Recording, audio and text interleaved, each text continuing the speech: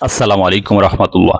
মুদারাবা সঞ্চয় হিসাব হলো ইসলামী শরিয়া ভিত্তিক ব্যাংক হিসেবে পরিচালিত এক ধরনের অংশীদারিমূলক হিসাব, যেখানে গ্রাহক মূলধন যোগান দেন এবং ব্যাংক তা বিনিয়োগ করে এবং মুনাফা অর্জন করে।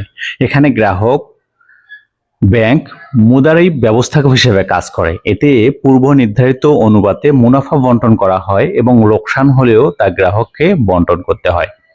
মুদারাবা সঞ্চয় হিসেবের মূল বৈশিষ্ট্যসমূহ কি সেটি আপনাদেরকে জানানোর চেষ্টা করব। শরিয়া ভিত্তিক, সুদমুক্ত এবং ইসলামী শরিয়ত সম্মত। মুনাফা বন্টনের ক্ষেত্রে ব্যাংক বিনিয়োগ থেকে যে মুনাফা অর্জন করে তা গ্রাহক এবং ব্যাংকের মধ্যে আগে থেকে চুক্তি করা অনুপাতে বন্টন করা হয়ে থাকে। হিসাব পরিচালনা সাধারণত চেক বই, এটিএম কার্ড, অনলাইন ব্যাংকিং, ফিঙ্গারের মাধ্যমে সম্পন্ন করা যায়।